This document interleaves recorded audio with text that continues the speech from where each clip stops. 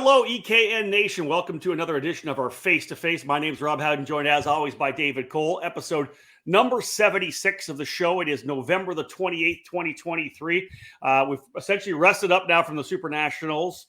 I got through a pseudo-American Thanksgiving because I'm here in Canada, but so I had a Friendsgiving on Saturday. David was sick the entire time, so he's just bouncing back right now. But again, we're looking forward to what's happening in 2024. A lot of great things, of course, have been hitting the airwaves, David. We've seen schedules finally coming out. I know USPKS is going to be dropping their actual tracks pretty soon here. More information coming out of the Challenge of the Americas out west as well.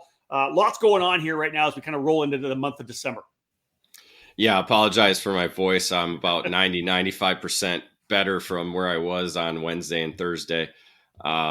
But yeah, a lot of details coming out. We're going to have Andy Saisman actually on Thursday to discuss the Challenge of the Americas. So watch for that face-to-face coming up 8 p.m. Eastern. So that one will be a little bit later because Andy loves the late evening primetime slots. So we'll put him in there before us East Coasters go to bed after that show. But yeah, so a lot going on. And again, we're just almost into the month of December. What does that mean? That means, okay, we get a week or two to chill out before we start thinking about 2024. Yeah, 100%. I know that obviously the Rotax Grand Finals happening as well in Bahrain.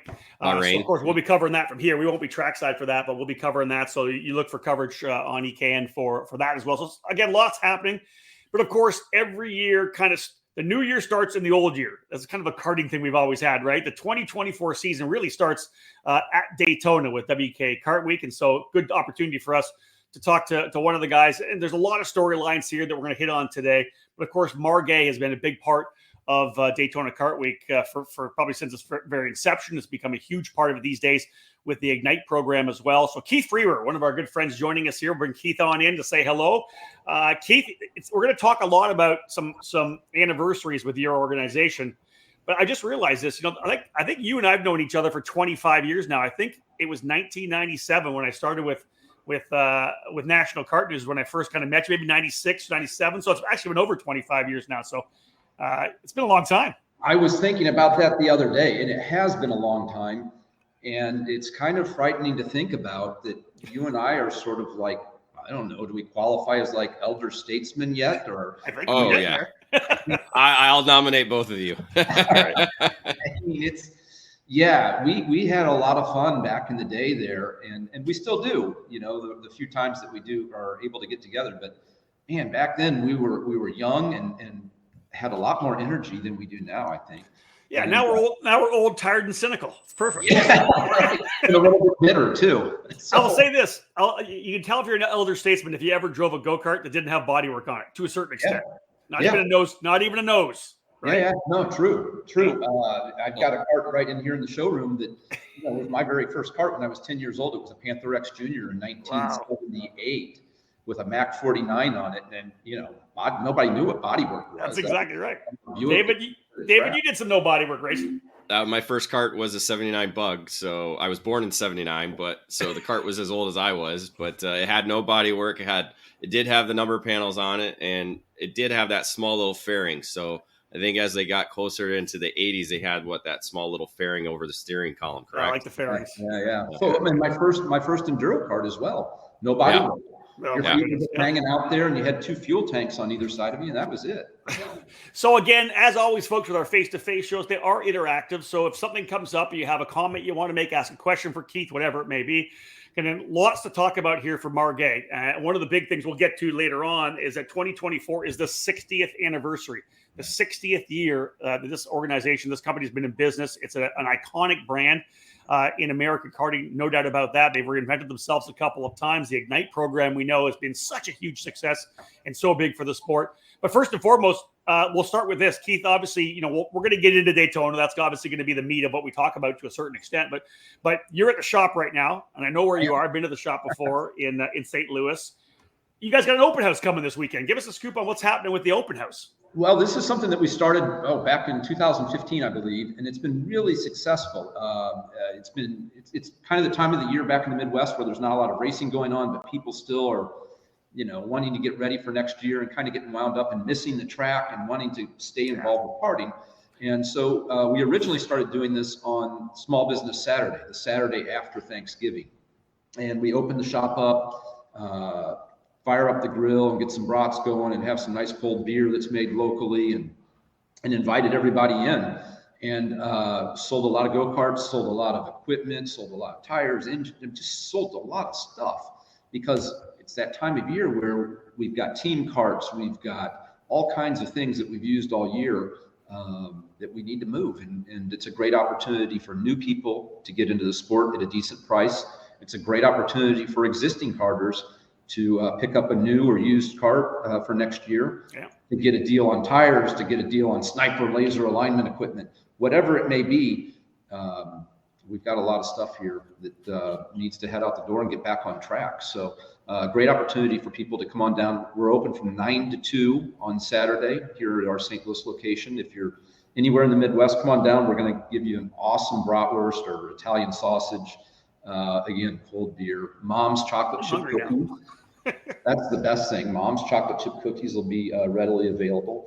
And it's just a great time to catch up with a lot of people. There's a lot of social activity. A lot of people just hadn't seen each other in a while. So yeah, it's a fun day all the way around, and the weather looks like it's going to be nice.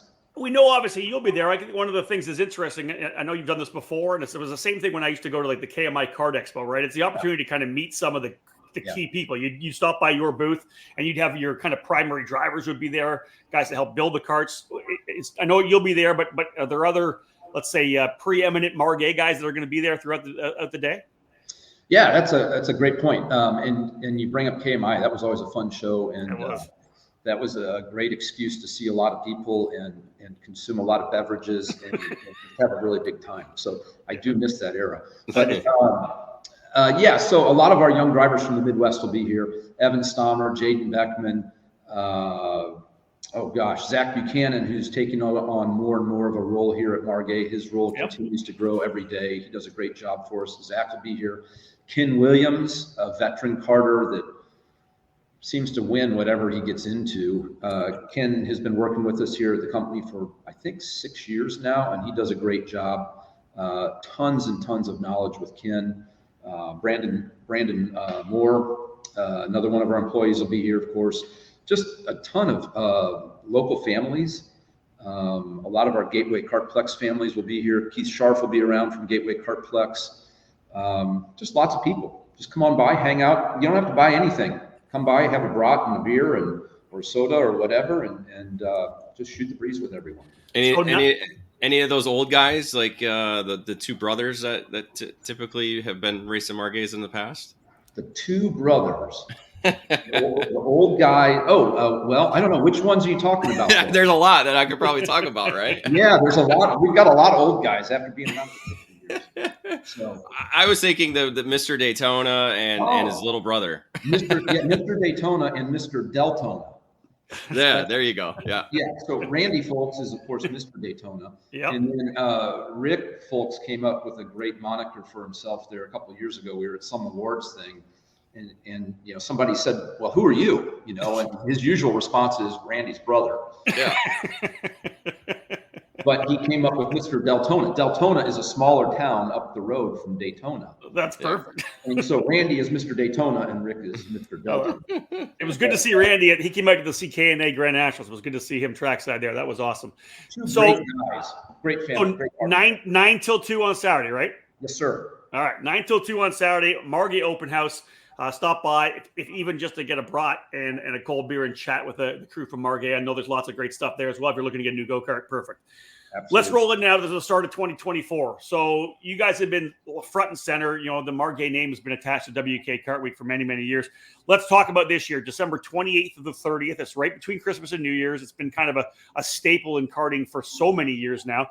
Let's talk about the Dash at Daytona. How has the Margay Ignite program kind of worked its way? How will it set up this year to be part of WK?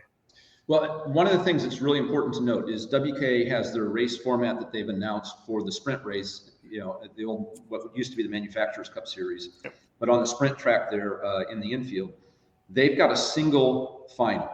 So you've got a day of practice in qualifying, then you've got a day of heat races, and then the final day is your pre-final and final. So every class has a single final. we didn't feel like that worked really well for our customer base and for our racers, for our Ignite karters. So we worked with WKA to change it up just a little bit. WKA was very accommodating. They've been just fantastic to work with on this program. But what we're going to do is have 2 finals, much like we've done in the past down there. So day 1, the 28th, will be just like everybody else. We'll have 3 rounds of practice and a qualifying session. Day 2 will be a warm-up, a pre-final, and final 1 for Ignite. And day 3 will be a warm-up, a pre-final, and final 2 for Ignite. So we're going to have 2 Ignite winners down there in Ignite Senior. And the day 2 grid is going to be set by your fastest race lap in final 1. So even if you had, if you were quick but got crashed out or had some misfortune or something and didn't have a good finishing result, you still have the opportunity to start up front in final 2. So what are the categories? Is it just the senior class? It's just Ignite Senior this year on the sprint track. The nice thing about having the 2 finals is if you haven't been to Daytona before and you want to experience the big track, you can race on the sprint track for day 1. You can compete in final 1 on day 1. You can win, you can place wherever. And then on day 2, on race day 2, you can go over to the big track and you can run the full Daytona International Speedway road course. Nice. In some of the road race classes, which we're going to, over there, we do have Ignite Senior, Ignite Masters, and Ignite Heavy. So 3 different classes on the road race side. I know in the past, when we've done this, we had a lot of people that would sort of transition from the sprint side over to the road race side at the end of race day 1. So, you can go and you can race on both different venues, which is super cool. I saw a couple of big names coming back out to run Ignite. Is that still a locked and loaded deal?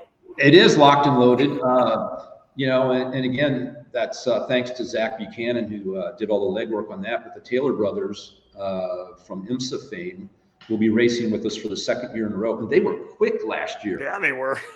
I mean, they were super quick. Jordan and Ricky, they really put on a good show. They were all business, but they were fun to be around. They couldn't have been nicer to hang out in the tent with, very accommodating. And those guys, man, they just get it done on the track. There's a reason they've won the 24 Hours of Daytona. There's a reason they race at Le Mans. There's a reason that Acura or whoever pays them a whole lot of money to drive race cars. Well, listen, you don't have to go back that far, a little bit far, but when they were top JICA drivers back in their day, right before they moved to cars. Yeah, as a matter of fact, I remember having a conversation with their father on the grid on the road race side when both of the kids were running JICA or some junior class, and I had a brief conversation with Wayne about the kids moving up to the next level. That seems like a long time ago. It was probably around 2006, 2007, because that's when I started covering for EKN, and they were in the Stars of Karting JICA back with Connor Daly when he was running that, and so they've all kind of grown up and moved up the motorsports ranks there. But I mean, the one thing they don't have is a Daytona win in kart racing, I don't believe, and they haven't won in the Ignite program yet. But there's a lot of good names that have won at Daytona in the Ignite program. Talking back when guys first started was 2017. It was Zach Veach and Gabby Chavez picking up victories there, and then a number of other drivers and karters that have come on to win. Well, Santino won on the big track a couple of years ago. Yeah. Just the names that you mentioned, Gabby Chavez, Zach Veach, Santino Ferrucci, all of those guys have won at Daytona in Ignite karts. To me, that's super cool. So I can't pull for anybody, any one driver, but I wouldn't be real disappointed to see either one of the Taylors win down there, because that would be super cool as well. And what an opportunity for drivers, Ignite drivers, to get, go head to head against these 2 guys who are legitimate superstars in sports car racing. Yeah. And again, they couldn't have been, they were just go-karters. They weren't big into superstar drivers. They were just go-karters out having fun. And they're actually bringing a couple of their buddies they're going to race with them as well. It's a real neat atmosphere. And, we're very fortunate. I always say this, because I think we sort of take it for granted after doing it for 50 years down there. But we're very fortunate that we're able to go race at Daytona International Speedway. You've got the dirt race going on, you've got the road race going on, you've got the sprint race going on. It really is kart week in Daytona. And it doesn't really get much bigger than that, you know? I mean, it's just, you know, for somebody that hasn't done it, it's hard to explain the feeling that you get the first time that you drive through the tunnel and come up on the inside of the speedway. And I know I've said this before, but I'm thinking about it right now and I get goosebumps. I still get goosebumps. This will be my 42nd year in a row racing down there. And I literally have goosebumps just thinking about coming to the place. So that's a good. That was one of my questions. So we're confirmed you're laying down again. You're gonna do a little racing there. Yeah, the crew up in Springfield, Illinois, the RRR racing crew, along with Doug Canham, they take really good care of me. I just kind of show up and do what they tell me to do, and win very well. And win. Well, it's been a couple of years. How many times have you won there? I think 23 or 27. I don't know. There's some stuff up there. Yeah, I was gonna say there's a little hardware up there for sure, right? That's amazing. But I'm nowhere close to Mr. Daytona or Mr. Deltona. So I aspire to that, but hopefully I can just keep my streak going for a few more years and maybe get to 50 years in a row myself. You know. Here's a question, because I know that we talked before we came on about, you know, everybody's waiting to enter. That's just the thing nowadays. Everybody waits and waits and waits to get entered. Do you guys still have? I don't know. You guys do the arrive and drive. One of the big things about the Ignite program, not only is it the spec program where you're driving the same equipment as everybody. That's why Dave and I love when we get opportunities to drive in the Ignite races. But the arrive and drive that you guys do is so big for a lot of drivers that maybe come from out of town or from the other coast. Do you guys still have room in terms of arrive and drive opportunities still for Daytona? We do, and I'm glad you brought that up. Last year, we had a father and son from Portland, Oregon, that flew in. There you go. Yeah. You know, Skitchy Barnes, of course, always comes in from Bermuda. We've had drivers from Texas, Mexico. I mean, we've literally had drivers from all over the country and even out of the country. So we do have spots available. We can kind of do it any way you want. If you own your own Ignite cart, we can haul it down there and take care of it for you. If you don't own your Ignite cart or your own Ignite cart, we can do a full turnkey arrive and drive package for you where we supply everything, including a mechanic. It's literally arrive and drive. You guys have done the program before. It's amazing. Yeah. Show up, bring your safety gear. We've got a cart there waiting for you, ready to go. We've got help. We've got a really great team of people that makes it super easy. And again, you're just like a rock star. You know, you're down there racing at Daytona. You've got your cart, you've got your name above your pit stall and everything. And everybody is a superstar, you know? Yeah, it's fantastic. No doubt about that. It is awesome. I've had, Yeah. Obviously I did it in Indianapolis. It was great. Yeah, I just did it at Rock Island. I did 3 classes all in 2 days. It was a lot of work, but you guys kept everything rolling. We got quicker and quicker every session. That's all you ever hoped for. And I didn't hit a wall, and it was a great weekend. We pause our face-to-face broadcast for this quick commercial break. Stay tuned for more here on the EKN Radio Network. Ready to step up your game? Joining the Rawlison Performance Group is the obvious choice to take your racing to the next level. Industry-leading driver development is provided by our staff of multi-time national champions, Super Nationals winners, and Team USA members. And at the same time, RPG continues to be a national-level powerhouse race team. Our goal is to help you raise your game and win races. We work with all age groups and are focused on developing those cadet and junior drivers who are ready to take the next step in their racing program. Rawlison Performance Group has set a new standard with our in-house engine program, AVP Engines, headed by Alex Vincent. AVP has become the benchmark in IAME competition. We have the largest OTK inventory that follows our race team, providing trackside parts at all the major events in North America. RPG also offers multilingual support with French, Spanish, and Portuguese-speaking staff. If you want to fight for championships or want to improve your skills and your chances to win, the answer is to call RPG at 503-260-4514. The Rawlison Performance Group. We race to win.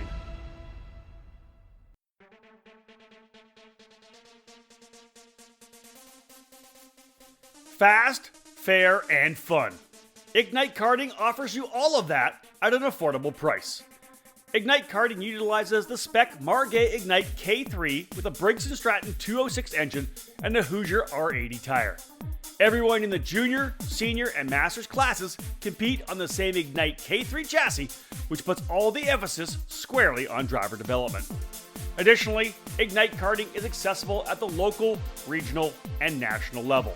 Special events for the 2023 season include the Ignite Majors, which begins with the annual trip to the Daytona International Speedway as part of the WKA Daytona Kart Week as part of both the sprint and road racing events. Those in the Midwest can enjoy the regionally based Ignite Challenge, which just finished up a record-setting season in 2022. Local club programs have also been established in other states all across the country, from Idaho to Texas, Nebraska to New York, with more tracks and clubs joining the Ignite Karting program. Be part of fast fun and great memories with Margay Racing at an Ignite track near you. All information on Ignite events and Ignite Kart packages, including dealers in your area, are available at ignitekarting.com. Get off the couch and out onto the track in 2023. Ignite Karting. Fuel your passion. Welcome back to Face2Face on the EKN Radio Network. So Daytona's coming, folks. Again, if you have any information, you can contact the guys at Margay if you want to be part of Daytona and the Dash at Daytona for the Ignite program. You can do, as again, just the sprint track, or you can do the road track as well. Now that they've moved the schedule around a little bit, so great opportunity to kind of take in a couple of disciplines. But one interesting thing is I saw somebody post a little deal here. Keith Warren. Let me see if I can get down to Keith Warren here. He says, Yeah. Is that a VLR on the Ignite chassis behind Keith? And we talked about this in an earlier show. Yes, I believe that's a VL. Okay, can we get an update now? Where are we right now on the Ignite 100? We talked about that evolution out of the Ignite Briggs. And here it is. You guys you've had it on track this year. We've had it on track. We ran it the second half of the season here at Worldwide Technology Raceway and Gateway Kartplex. It went really, really well. And for a little background on it, we've been running the Ignite program now for almost 10 years. And we've had a lot of karters that have been in this program with us for quite a while. And the Briggs 206 is just an awesome package. I talk about being lucky being able to race at Daytona. Every time I see Dan Roche from Briggs, I tell him, thank you for providing karting with this unbelievable engine package. I think a lot of people take it for granted how good this is. I don't want to say it's saved karting, but it has really made a big impact on karting over the last 15 years now. It has. Maybe a little bit more. And you just take it for granted that you can take this engine, this Briggs engine, out of the box, put it on a kart, go out there, and you can be competitive with it. And there's so little drama around the engine side of things in the Briggs 206 program. It's really the way to go for anybody getting started in the sport of karting. You absolutely need to start with a Briggs 206. I don't care what your story is. Everybody's got a story, right? I rode a 125 dirt bike when I was a kid, and that wasn't too fast. Yeah. Okay, trust me. Start here, and then you can go do your 125 shifter kart thing later, and you're going to be so much better off, and you're going to have so much more fun if you master all of the fundamental skills in a Briggs 206. And you're going to have a whole lot of fun racing your buddies, because maybe you're not going 150 miles an hour, but everybody on track is essentially going the same speed. And to me, the fun has always been the wheel-to-wheel racing and the back and forth rather than outright top speed. So the racing is terrific. The parity with the engines is amazing. They do such a good job. And I was lucky enough to tour the factory this past summer and see how they do it. They've got it dialed in. They really are super focused on quality. They do, and it shows. We have zero issues with those engines. So I can't say enough about the Briggs program. But for the drivers that maybe want to move on, are thinking, there's a lot of young drivers that want to move into cars. There's a lot of old drivers that want to move into cars. And we've got examples of both. But the step from a Briggs powered kart to, a USF junior car or any sort of GT4 type of car, anything like that, it's a big jump. It's a really big jump. And I think we do a disservice to our drivers thinking that they can make that step.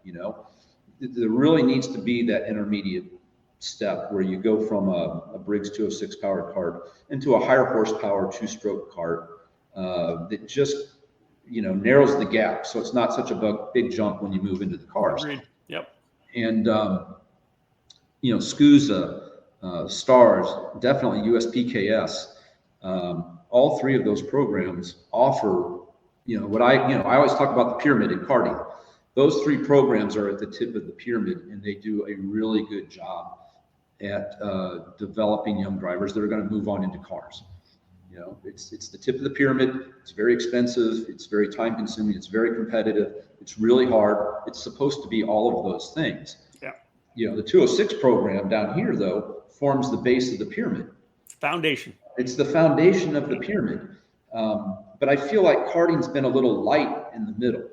You've got the tip and you've got the foundation, but we used to have a really strong regional program in the eastern half of the U.S. where you had the Midwest Sprint Series, the Great Lakes Sprint Series, the New Jersey Sprint Series. You had all of these different programs that were the bridge between local karting and national level karting. Most of those programs are gone now, with the exception of Route 66, which is still around and still doing very well. But there needs to be a bridge for the karters there. Again, to just jump from a 206 into a STARS program or a SCUSA or a USPKS program, that's a big jump too. And there's virtually no 2-cycle racing anywhere in the Midwest anymore. You've got a few tracks that have, 100cc tag, or call it KA or VLR, whatever you want to call it, F100. There's some of that around, but the Yamaha program is totally gone. It doesn't exist anymore. There's no Yamaha karting anywhere. Yeah. And there's essentially no 2-cycle racing. And I think that does our drivers a disservice, and I miss it, to be honest. I mean, I like 2 cycles. They're pretty sexy, really. And well, I've done some of that.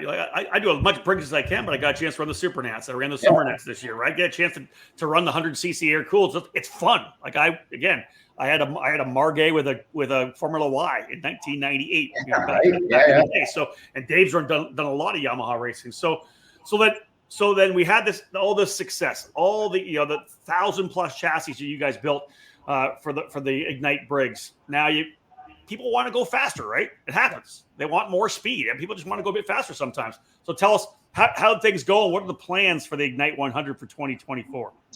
Well, we put a lot of thought into it, and I feel like we've had a lot of success with the Ignite program for a lot of reasons. We put a lot of thought into that, and we really agonized over a lot of the details when we first introduced that program. We worked really hard to maintain all of those details over the years, and I think that's why the program is still so strong. So we put a lot of thought into this 100cc package. And originally we had thought about, well, it needs a different chassis. We're going to build a different chassis specifically for that, thinking that we had to do that. And we started doing some testing and everything, and had different drivers and different karts and evaluating different things. At the end of the day, we thought, well, this is silly. We've got well over 1,000 of these karts out there. Let's make it easy. Let's just put it on the exact same chassis as the Ignite 206. Which is our Ignite K3 chassis, and let's run a little bit softer tire. With the 206, we run the Hoosier R80, which is a very hard tire, lasts almost all season, can last all season. But again, it sort of levels the playing field. So on the Ignite 100, we opted for the Hoosier R70, has a bit more grip, but not so much grip that you're totally gassed when you get out of the thing and your ribs are killing you when you go to work on one day. We looked at doing that. We tested a lot with the Hoosier R60B, a softer tire. And, all the 15-year-olds that drove it thought it was super awesome on the soft tires. Man, this is awesome. That's really great. And then we put the old guys in it who make up a large percentage of our customer base and potential buyers for this. They drove it on the soft tires. Those guys would come in after 6 or 7 laps and just need oxygen, So I think we found a happy medium with the Hoosier R70, and we're essentially just mirroring our Ignite 206 program. The engine is actually sealed. It's the VLR 100 made by Vortex and their Rock program, which is owned by the OTK group. And I've been really impressed with the quality and the reliability of these engines. We've got a fair bit of time on them now and have been very happy with it, but they're actually sealed out of the box. And unlike the Briggs, which you can run for several years without rebuilding, and you can't rebuild the Briggs because the bottom end is sealed, we will, of course, rebuild these. We're not going to just start parking these in the corner of the garage. Yeah. But the key is it's a single source rebuilder, and it's going to be a what I call a blind program, where the engines are always going to come back to us. Then they go off to the shop that's rebuilding them. And that way the people doing the work don't know whose engines they're working on, trying to keep it a little bit cleaner. And we're pretty close to having a maintenance schedule dialed in. And basically, if you follow, so all of the engines come with an hour meter on them, on our parts anyway. And if you follow the maintenance schedule, this is what your budget is going to look like for the year. This is what it's going to cost you to run this engine for the year. So it's the exact same chassis that we're running. So the tracks, the shops, the customers, you don't have to stock parts for two different carts. We're trying to keep it as simple as possible. And I don't know, I'm certainly biased, but you can't see the whole cart over here, but it's a super sexy looking go-kart. Bright red chassis on this one, black decals, black bodywork, the VLR 100 with the seal on it there. It's the sound, we've had, so our last race over Gateway, we had 12 of these on track. Wow. All right. And the sound, I mean, Rob, you've been there, Dave, you've been there. You guys have been at big 2-cycle races. Back in the direct drive days. Man, there's just nothing like it, it's pretty good. So, so the cart's available now. It's going to run next year, of course, at Gateway Kartplex in the Ignite program. It'll actually run in the Super Comp series at Gateway, which is on Sundays. We're also going to run Ignite 100 Senior and Junior in our Ignite Challenge series. That was my question. Next year, which may become a 6-race series, but with some double header dates. We're still working on that. But that basically runs at tracks throughout the Midwest. And what we're also trying to do with the 100, one of the things that, as this program has grown and as people have stuck around, you get the Evan Stommers or the Trevor Eggemeyers or these guys that run up front all the time because they've been there for 5 or 6 years now. They're tough to beat. So you can buy the equipment, the same equipment as everybody else. What you can't buy is the experience. And we're trying to come up with a way to draw some of the experienced guys out of there so we can kind of keep the conveyor belt going. We want new people to come in, but we don't want them to get discouraged. I mean, there's a track here in the Midwest where there's a driver that has dominated this track for literally 25 years. I mean, he's been a great supporter of karting, and he does a lot of great things for the track, and he's a great club member there. But he's been racing there for 25 years, and new karters come in and they buy all this equipment, and they're like, I'm going to go out and I'm going to beat that guy.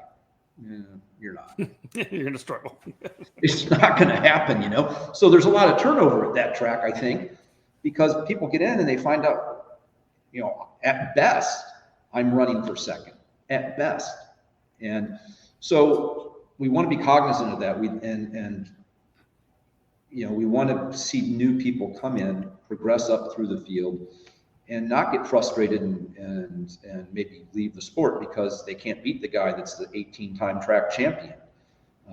That's one of the things we actually do at Gateway is if you win the track championship in Ignite Senior, you can't run the class next year for points. Wow. Okay. Because I don't want to see a 15-time track champion. I mean, I know the jackets are cool and everything, but it's not good for the sport. People tend to get discouraged and move on. So instead of forcing people out of the class, we thought we would kind of try the carrot and stick approach and give them a carrot so they can move up to something else and sort of draw them out of the class naturally and into Ignite 100.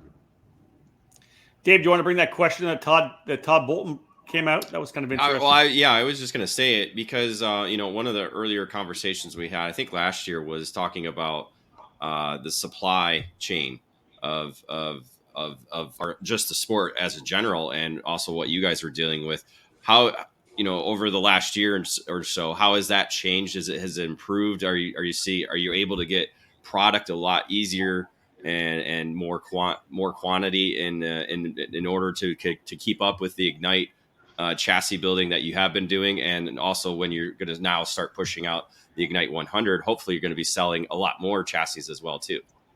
Yeah, that's a great question. And I really think we've turned the corner, not just us here at Margay, but I think the industry, and I think a lot of places too, have sort of turned the corner. A lot of industries have turned the corner.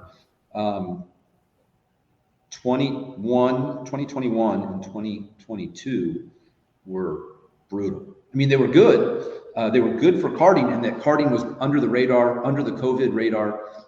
All of the karting essentially kept going. All of kart racing kept going, and we weren't really affected. And for us, once we got over the initial dip when COVID hit, we had 2 really good years. And I think it was the same really across all of karting. Everybody was pretty pleased. And this year things slowed down a little bit, but for sure the supply chain issues, at least in my opinion, I think are gone. Anymore, I think a lot of people worked really hard to build up their manufacturing capacity, and then things have leveled off. And now we're even in a bit of a position where at times we get things a lot quicker than we want them.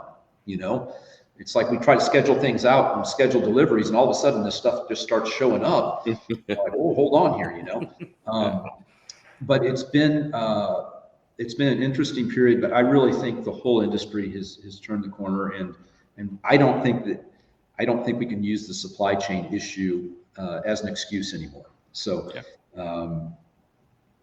Hopefully I don't have to, Yeah. I just said I can't do that anymore. So I can't do that next spring.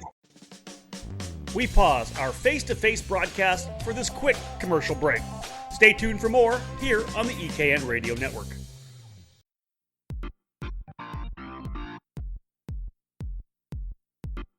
It's a multi-time world champion, and it's a SuperKarts USA Super Nationals winner. It is SodiKart. And starting in 2023, the Sodi brand has found a new home here in the U.S. Sodi Racing USA is the new exclusive importer of the SodiKart chassis line under the karting distribution banner, led by industry veteran Terry Germanovich. The French manufacturer SodiKart is a leader within the karting industry, offering a wide range of products and services. The Sodi Racing chassis line offers product in classes from Mini to KZ, all based on years of development and championship seasons around the world. Sodi Racing USA has already begun establishing its dealer network, working with the Karting Collective on the West Coast, and recently signing PK Sport to serve as a dealer and the official race team on the East Coast. Visit Sodi-Racing-USA.com to learn more about the SodiKart chassis line, or call 954-634-5111 to become part of the Sodi Racing USA network today. SodiKart, the world leader in the karting industry.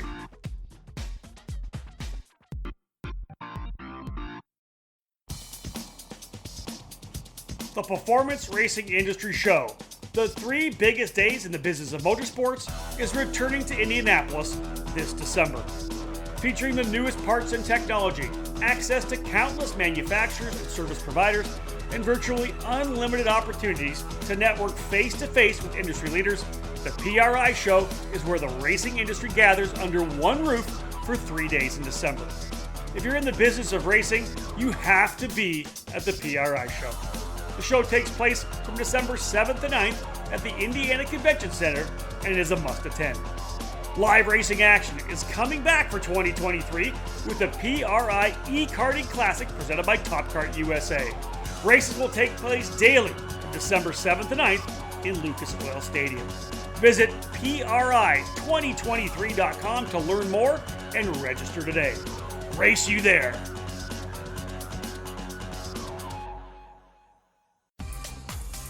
Welcome back to Face2Face on the EKN Radio Network.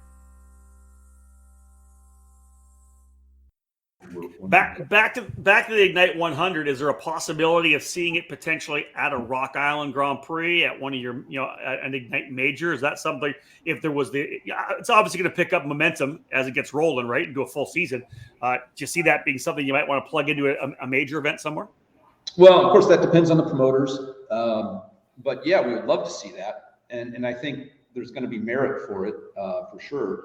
We didn't really promote it. We haven't promoted it to this point. We wanted to have like a soft opening, so to speak, and kind of work out all the bugs and get some more experience. And we've done that, and we're very, very pleased with it.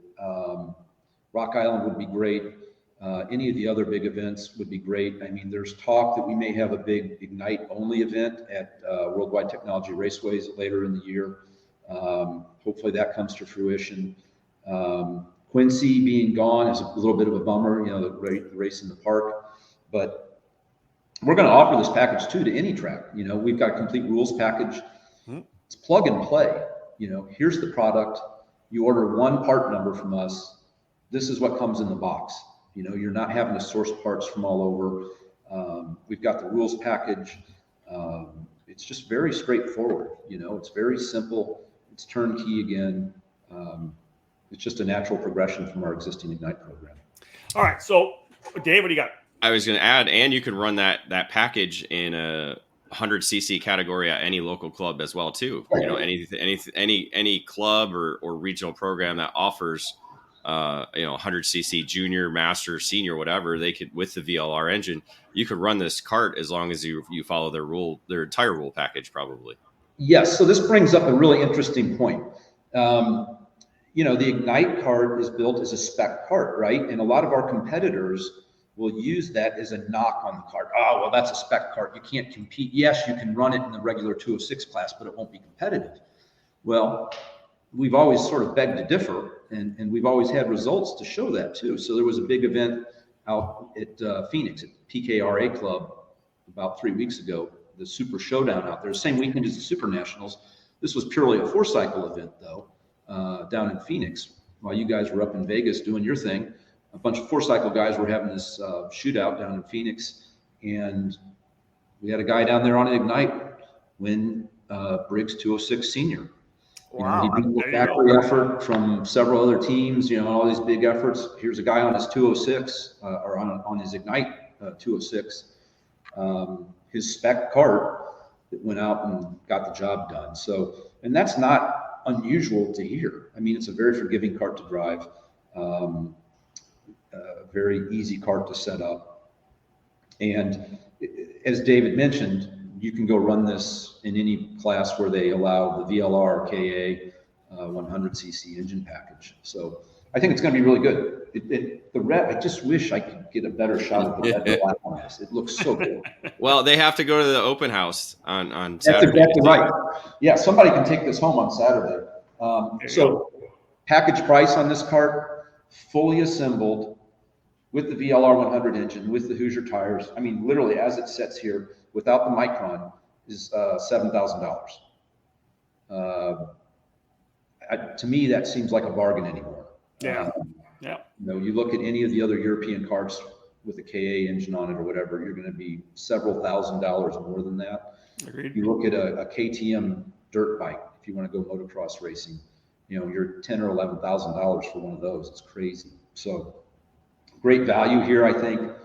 It is more expensive than Briggs racing. It does require more maintenance. It does require more hands-on attention if you want to be competitive. But that's just the nature of the beast as you move up the ladder and move up the pyramid. Speed costs money and time. So simple as that. It does. But I think we've got a good package here that's found the right balance. I like it. So let's cap this off. Obviously, we got a chance to talk about the open house that's coming this weekend. We talked about Daytona. We've talked about the Ignite 100.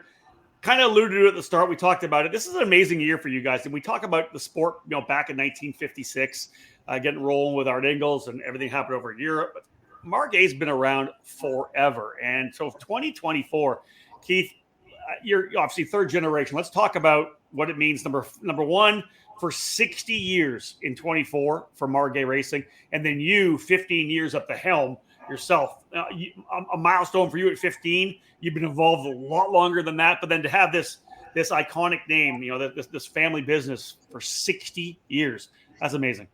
Yeah, thanks for mentioning all of that. I mean, I'm really fortunate. I'll be the first to tell you, hey, I didn't ask for all of this. I was lucky. I was very lucky. My grandfather started the company in 1964.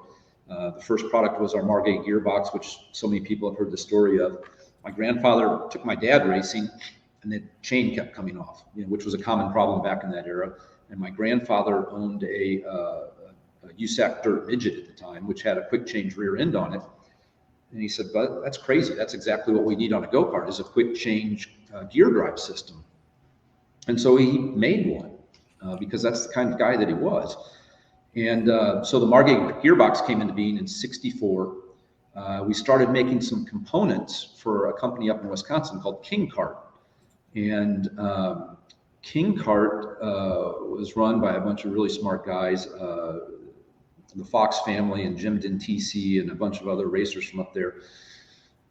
They ended up selling the company to my grandfather in 1968. So we started building chassis in 68. Our first chassis looked a lot like a King Kart because that's really what they were, with our gearbox on them, with all of our sort of suspension components at the time on them. The guys that sold King Kart, and this is where some of the bitterness that we were joking about earlier comes into play. The guys that sold King Kart to us went on to create a little company called Parts Unlimited, which, if you don't know, is a motorcycle parts and accessory distribution company that today does $1.5 billion. Right, exactly. It's huge. So, but we're still going. So, right. So 68, we started building chassis ourselves. 76, 77, we started building our own two-cycle engine. So my two-cycle roots go way back. When I was a kid in middle school and high school, I'd come down here on the weekends. I'd build my own LMR 100 engines. I'd put them on the dyno. I'd play with things. So we built our own engine for a number of years. That engine won the Long Beach Grand Prix twice with Scott Pruitt. That's pretty cool. Yes. We're restoring that kart for Scott now with 2 LMRs on it. So we did our own engine. We found out how difficult that was. So that didn't last forever. But there's been phases where our product has been really dominant. There's been phases where we've had to work a little bit harder to get back up on top. It's sort of all cyclical. But we've seen a lot. I mean, we've seen almost everything come and go through the sport over the years, and we've weathered all the storms. We're still here. We're still going strong. We've still got a great group of people involved with our product, and this Ignite program has been really good for us. I think it's been good for karting too. So. That's where I look at that is here's this iconic brand. And you guys have, like you said, kind of pivoted when you needed to, right? Bringing the engines in, building chassis. You said there's been ups and downs, challenges and successes, but it was like you guys were perfectly ready to make whatever change it was that needed to come into the sport when it needed to come in. And, we go back to the start of the whole thing with the Briggs and the Ignite. We always use the term pressing the reset button. And you and I always talk about lowering the barrier of entry, which is what you guys did. I remember when you first called me and said, "Here's what we're going to do. I'm going to build a go-kart for less than $4,000." I'm like, "Wow, okay, show me how many karts." Do you know what is the number now of how many Ignites have come out? We should be right around 1,600, something like that. Wow. I don't know. That seems like a pretty strong number. That's for a spec program like that. I think that's just tremendous for sure. Is there? We tried. I'm sorry. No, you go. Keep going. We tried to do this. I tried to do this early on, maybe just before we met, or right about the time we met. And you may remember this. We worked with Yamaha to do the Tsunami. And we had the Tsunami 100 and we had the Tsunami 125. And again, it was all about low. I remember it in the magazines. Yeah, it was a national kart news, 100%. Yeah. It was all about trying to lower the barriers, the entry barriers to the sport. Mm-hmm. And you bring up that term, and that's a really important term, I think, because there's not enough people working in karting and trying to lower those entry barriers. That's a big problem, getting new people into the sport. That's what we're trying to do with Ignite, and that's what we tried to do all those years ago with Tsunami. I was really young. I was a whole lot, when you're young, you're really smart, right? Yeah. And thought I had it all figured out, and had a fantastic opportunity with Yamaha Motor Corporation in Kalinawasa. I mean, I was very lucky again to work with some really good people and have a great opportunity. And I was unable to make the most of it. I'll be the first to tell you that ultimately didn't succeed because I couldn't make it succeed. I didn't have the right tools. I just didn't have the right vision for it. And we didn't have the resources to work with a company like Yamaha Motor Corporation. So, but the Tsunami was the first stab at it. And even before that, when we did the Puma cart, we did a Puma with a flathead Briggs on it as a package. Yep. That cart at the time sold for $2,000. But now we're getting back into like 1991, 92. Yeah. That ship has kind of sailed. But I've always been a proponent of turnkey packages. Look, here's the deal. If you go out and want to buy a motorcycle, or if you go out and you want to buy, a Wave Runner or whatever, you don't walk into the dealership and there's a motorcycle frame sitting there with no engine in it. That's right. That's right. Yeah. I mean, how dumb would that be?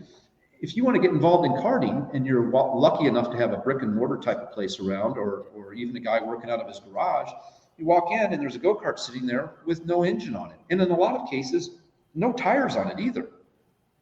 So the first thing you have to overcome when you're trying to get into the sport is, geez, I got to buy this thing. I got to put an engine on it. I got tires on it. What if I don't buy the right thing? What if I get the wrong stuff? It's so hard for people to get into it. It doesn't do any of us any good. So anything we can do to remove some of those barriers, make it easier for people to spend their money in karting. That's really what it comes down to. Yeah, that's we it. want more people racing go-karts. Simple. And you and I talked from the very get-go about that too. When you guys came out with that price, it was under $4,000. And I remember commenting to you, the $39.95 is a great. That's awesome, and that's like the first layer of it. But the second layer of it was people were going to be able to buy used Ignites down the line, Yeah. $2,500 or $2,000. I would not. My first go-kart was $1,700. If it was $100 more, I wouldn't be in the sport, and I wouldn't have done what I've done for 30 years and been lucky to do it. Right? Yeah. There's so many people out there. I think that if they didn't have that chance to buy a affordable used package, we would have lost them to something else. So Yes. that's again. There's so many layers of what you guys have brought to the sport, I think. And that's what we've got here this weekend. We've got a lot of used product here. We've got, the prices are right on this stuff. There's a lot of used product this time of year out in the marketplace. And it's a great opportunity for people to get involved in karting, not only with the Ignite program, but if there's an Ignite kart, it's going to be more than competitive in any 206 class at your local track, and if you can get a great deal on one of those karts and get out on track wherever, East Lansing Speedway, East Lansing Kart Track, take advantage of it and get out there and go racing. Once you're in the seat and on the track, it's over. I mean, you're in, so we as an industry have to make it easier for people to get in the seat and get on the track. Keith, 60 years for the Margay name, the brand, the company. You've been in it for 40 something. What's one of your highlights? We're talking history, right? Give me one of the highlights over the many, many years. I know we could sit and talk to you for an hour about you guys going over to try the World Championships with Margay and Doug Henline and that whole program. Yeah. But is that one of the highlights? Give me another highlight for the many years you guys have done this. The whole Constructors Cup program, which you were heavily involved with. Yeah. I mean, that's not any one thing that was a highlight, but that program was a lot of really good people, and I still have the results sheet from, I think it was the second or third year in that series, and you can go through that list of drivers, and it is holy cow. Yeah. I mean, there were 30 kids out there running Formula A. Direct drive, 100cc. I mean, really, this package right here. And 15 of those 30 kids went on to have legit professional careers. Of course, Danica, Sam Hornish, Michael Valiente. Patrick Long. I mean, Patrick Long's already retired. I mean, Patrick had this amazing career with Porsche.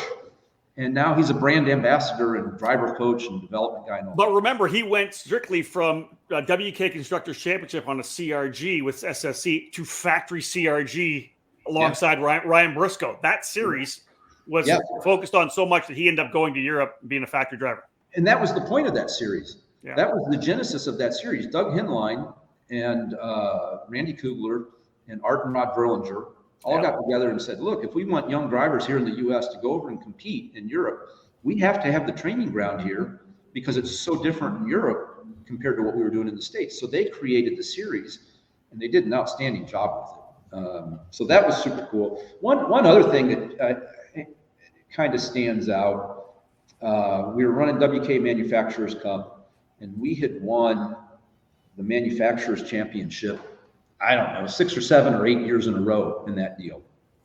And this was probably, man, I don't know, 2010, 2011, maybe 2009, maybe a little bit earlier. I can't, I'm really bad with dates.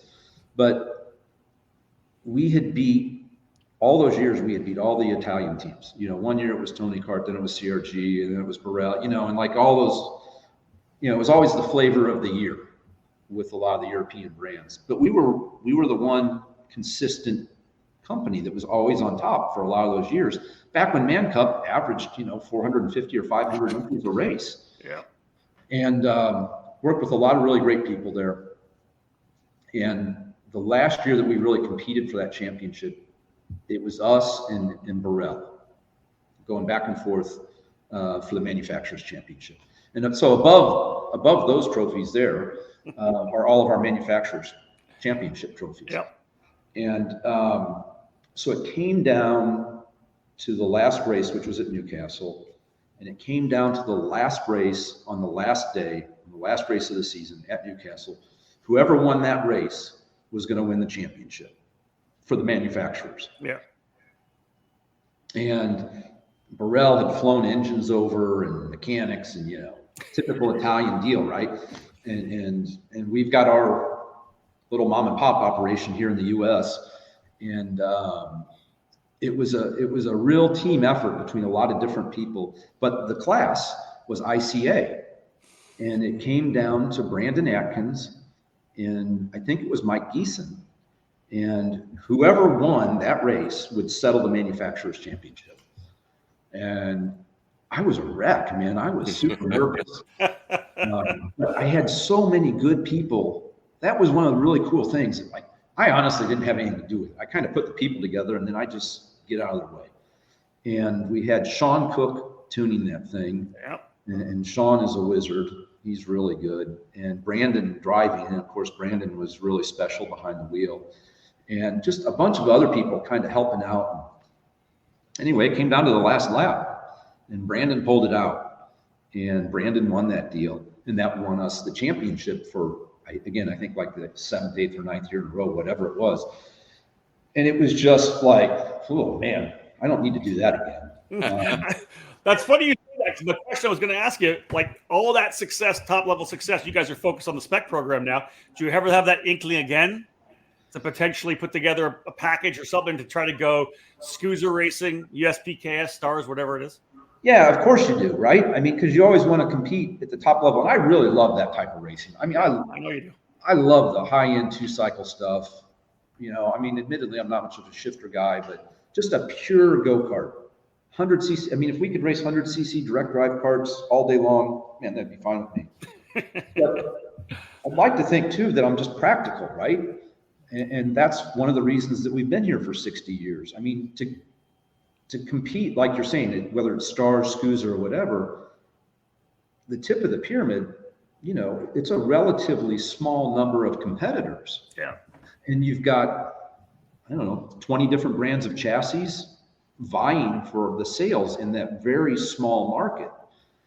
So you have to do a lot of development, which I feel like we're capable of doing. We've done that in the past, and we've shown that we can do that. And we've shown that we've won those races. We've won those championships. But it's the market to sell that product to is so small.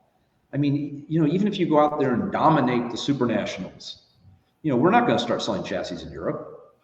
And maybe it nets us a few more sales here in the US, but it comes at great cost and great effort. Yeah. What's the ROI?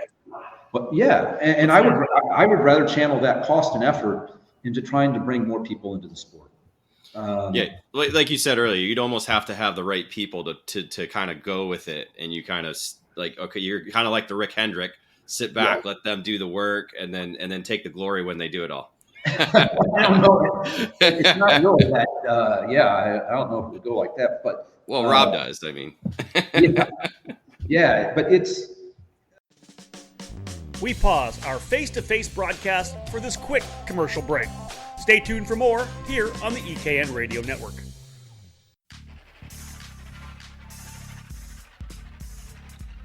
Made in the USA. That's exactly what you get from Precision Karting Technologies.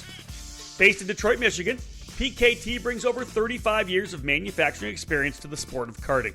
Their passion for the sport began focusing around the Kid Kart platform and has expanded every year with hundreds of products designed to put you on the podium. Precision Karting Technologies is known around North America for their successful line of axles, available in all age groups. PKT manufactures a number of engine products for Comer, IAME, Rock, Rotax, and the popular Briggs & Stratton 206. A wide variety of chassis components for the many brands in the sport are available through PKT, including hubs, pedal risers, skid plates, and other hardware for your kart. Axle straightening, chassis adjustments, engine service, and specific CNC machining projects are available through their Motor City headquarters. To learn more about the many products and services available from Precision Karting Technologies, head to pktaxles.com. Cometic Gasket is a leading worldwide supplier of gaskets and engine sealing solutions for karting, automotive performance, power sports, original equipment, and the remanufactured engine industries. Cometic karting gaskets are available as OE replacement top-end kits or as individual gaskets and seals. Just like competitive karters, Cometic can operate on the fly and has a unique capability to customize any gasket to meet specific engine requirements and clearances. All of Cometic's fiber materials are asbestos-free and do not require any additional sealants. Viton oil ring cylinder head seals are used in each 2-cycle kit, and Cometic's 4-cycle engine kits feature only the most advanced multi-layer steel head gaskets. Cometic can tailor to engine builder specific needs through bulk ordering and packaging flexibility. Cometic gaskets are must-haves for championship-winning teams across multiple disciplines of both professional and amateur motorsports. Cometic Gasket, sealing championships since 1989. Welcome back to Face2Face on the EKN Radio Network. Yeah, I miss it. I would like to do that. And certainly this is a way for us to kind of get back in that world. But I tell you what, I really enjoy working with the type of people that we work with in the Ignite program, the type of racers at the base of the pyramid. You know, everything, as we said, the further you go up the pyramid, the more challenging things get. One of those things, as you go up that pyramid, it's more challenging to work with people, you know? Yeah, and stress. Yeah. And it's just, honestly, it's not as much fun. I was gonna say the pure joy isn't at the top level. It's such. I don't think we so. we watch parents, people scream and yell at each other. The Oh, pure yeah. joy of the sport is on the Yeah. is at the grassroots. Down here, it's Yeah. on the base. It's at the foundation. Yeah. You know, and some of these races that I've seen at our track here at Gateway, you know, where we've got 35 guys out in Ignite Senior, the racing's every bit as good and tough and difficult to win as anything you would see at the Super Nationals, Yeah. you know? So the racing's really amazing. The people are just as amazing, you know, and everybody's hanging out at the end of the day, you know? I mean, sure, there's some occasional sniping and stuff like that. It's racing. But generally speaking, I just like where we're at, you know, and again, let's take that cost and effort and focus on growing the sport that we all love. That's you know? it. Yeah, that's And what you guys building that are base. doing that, which is great. You know, and if people move on from us and they, you know, we've steered people into different programs, you know, I mean, call Mike Rollison. That's my standard answer to a lot of people. You want to go do that? Call Mike Rollison. who also a former Margay driver. Yeah. Former Margay driver, won some big races for us and just an all around good guy. So, if you want to go race up there, all Mike Rollison. But if you want to race down here, take a look at our programs, take a look at the people we work with, take a look at the tracks we work with, and take a look at the product. This go-kart is so cool. I'm head over heels. It's like, I don't know if I can do this, but he's going to do it. It does look good. The red and the black, I don't know. Hey, listen, Keith, let's put a wrap on this. We get the thing back in spot. 60 years for Margay. I like the sound of 100. Maybe we can get to 100 years. Cool. I don't know if you'll be able to get 100 years or not. Let's just say long term. Do you have is there anything long to cap this show off? Is there anything you have long term? I know that the Ignite 100 is going to be something you're going to focus on for the next, obviously, half dozen years. Get that to where the Ignite Briggs is right now. But is there anything on the long term, or is it just continue to focus on kind of the ideology you have about supporting the grassroots level of the sport? There is. I'm glad you brought that up. There is. I'm not super ready to talk about it, but it's. I kind of mentioned earlier that I'm not a big shifter cart guy, right? Because I think we've seen shifter carts. We've lost a lot of people in the sport due to shifter carts because, again, the guy says, "Well, I drove a 125, or rode a 125 dirt bike, and it wasn't too fast for me, so I want to start in karting on a 125 shifter." I mean, I don't care what your story is. That's just dumb. Don't do it. And there's people that are more articulate about it and will tell you why you should do this or that. Just don't do it. You're not going to have any fun. You're going to get lapped. You're going to get embarrassed in front of your girlfriend or kids or whoever you bring to the track. So just don't do it. Start in something practical. But the reason that you shouldn't do that is because it's really, really hard to drive one of today's shifter carts. Really hard. And there's a very small number of people that can do a really good job at it. And everybody else is just out there riding around looking silly. So it's super cool stuff, but it's not for the masses. Yeah. It's the tip of the pyramid. And if there was something that you could shift, but was more accessible to the masses, and that a bunch of old guys like us could get in and drive and not be falling out of the seat in 2 laps, but you can go out and you can shift and you can think about what you're doing. That really interests me. And it sounds like a future podcast. I think that, we get a lot of phone calls every day. Not every day, but we get phone calls all the time. People saying, "Hey, do you guys build shifter carts?" Or when I get introduced to somebody as a go-kart guy, they say, "Oh, you build shifter carts?" And I just say no, and I don't even bother trying to explain why. But it is something that interests me if the package was right. And if it was something, again, that those people that call and they want a shifter cart, and when you tell them, no, you don't want one, I want to be able to tell them, yes, you do want one, and this is the one you want. Understood. Yeah. This is the one that you can go out and drive today, not something with a power band that looks like that. It might make 86 horsepower or whatever, but it makes it for about 200 RPM, and you got to constantly be in this little bitty, you guys know the story, but so that really interests me, and much bigger scale, and then I'll zip it, but much bigger scale.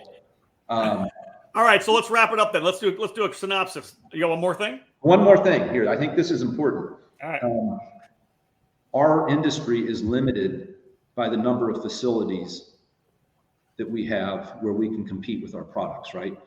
It's not like a dirt bike or a quad or a wave runner where you can go to the woods or your buddy's lot or the lake or whatever. You've got all those places, all those different venues where you can use those products. With karting, with racing carts, you got to have a proper racetrack. And there's not enough attention being paid to the lack of proper racetracks in this country. A lot of the tracks that we go to have been around for 20, 30, 40, 50 years. Mm-hmm. There's very few new tracks being built. And I think someone has to come up with the formula to show that it makes financial sense to build new facilities. And it's almost like you have to develop a business in a box program. Yeah. Here's the template, and you have to prove it out. You don't need 86 acres or 30 acres or whatever. Here's a small footprint formula where you can go into an area that's underdeveloped or whatever, and on 10 acres or 8 acres, you can put in a really nice local, regional level karting facility, nice little shop area, some garages where people can store their product. And you got to have rental carts. The only way new kart tracks make sense is if you're running rental carts. So that's something that long-term, big picture, someone needs to figure out. If I can work on that somehow and facilitate that, I'd love to do it. I think you already have it figured out. We just need the catalyst. We need, it so happens you work with ACUS. Gee, that would be a great connection there, and working with these major motorsports promoters. And because again, karting is the base, the foundation of motorsports as a whole. And so when you put the NASCAR, the IMSA, the IndyCar, this is a whole nother podcast, but yes, I agree 100% with you, Keith. Yeah. There you go. All right. So let's wrap things up. This weekend, 9 till 2? 9 till 2 Saturday here. Come have a brat and a beer with me and the rest of the team here. It'll be fun. And if you haven't been to Margay, just go to Margay. Like I remember the first time when you and I first did Quincy in the park, I flew into St. Louis. I couldn't believe I'm walking into the shop. It was awesome to just be there first and foremost. So yeah, that's 9 till 2 this weekend. The Ignite 100 is something that's obviously folks coming to the playground. It's been rolling a Gateway, Kartplex, but watch for it and how it develops through 2024. We'll make sure that we do something about that. We got to do it. What we need to do is a test drive and get out there. So definitely got to put together. And real quick question. Go, Dave. Oh, who does your graphic kits? Somebody was asking. Oh, there you go. We do them in-house. Zach Buchanan does a lot of that. We've always sort of basically done them in-house. And one more thing on Zach's plate. So yeah, if you want custom graphics and if you really want to wear them out, call Zach tomorrow morning and say, hey, I want custom graphics. But we will do a quick little celebrity hello shout out. Greg Dingus in the house. Greg Dingus is another guy that was involved with all these graphics as well. And I have to say, I'm not trying to suck up to Greg or anything, but Greg was absolutely instrumental in making Ignite what it was. That was what you talked about. You asked about anything I really remember, any sort of high points in my career or whatever with Margay over the last 40 years. But developing the Ignite program and the way we did it and the way we worked together and the way we had conversations and the way we went back and forth and not necessarily always agreed, but still worked through everything to come up with this final program and final product. It was Greg and I and Jeff Vansel as well here at the time. And it was a lot of fun working with those guys, and it was really cool to see what we came up with. And I can't say enough about Greg and his input into the whole program. And Greg's obviously gone on, as we know now, to become one of the leading videographers and social media guys in the sport. Does a tremendous job of the work he does as well. So, yeah, no doubt about it. And so let's just cap things off with this. Last but not least, congratulations on 60 years. Let's see if we can do 60 more. But again, congratulations, Keith. Hang out in the back of the studio. We'll chat with you afterwards. But otherwise, we'll let you go. Thanks for taking the time out tonight, bud. Thanks, guys. I really appreciate it. David Cole, there you have it, right? Listen, there are brands that have come and gone in this sport. You know, we mentioned some of the ones that have been around before. You mentioned the guys like the Bugs, the whatever, maybe the Invaders that are still here, obviously with a third generation guy, and you look at things like Emick and Track Magic, whatever it may be. Margay has stood the test of time. Bottom line. It has, and like he says, they've evolved with the sport, like it's crazy to think that they used to manufacture their own engines. That's, right. That's the, you ask anybody here today, they're thinking like, manufacture your own engine. What are you talking about? I just go to Italy and order, or I go somewhere else and get it. So that's the unique side of it, and all the different things they've done over the 60 years. And again, just finding and evolving with the sport and finding a way to stay relevant, but also to, like you said, continue to be a brand that people recognize. That sprint, dirt carts, road race, right? You name it, right?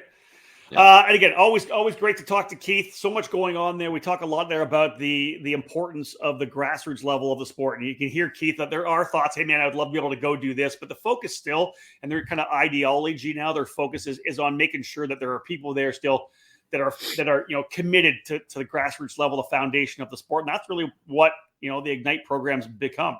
It's helped support the 206 program.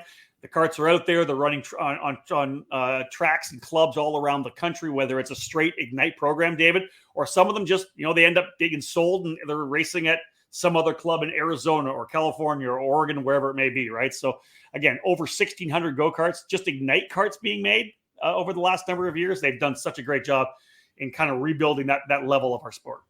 Yeah, who knows how many they've done over 60 years. I mean, that's just a lot, including road racing, dirt. They used to do the dirt stuff as well. Yeah. So a lot of different forms, a lot of that. And and like you said, it's, he said ma and pop store. You think about it, when they were winning those manufacturer cup constructors championships, it wasn't they had the Big Ten. It was all racers who had their own deals going on, and they just brought parts and extra this and extra that.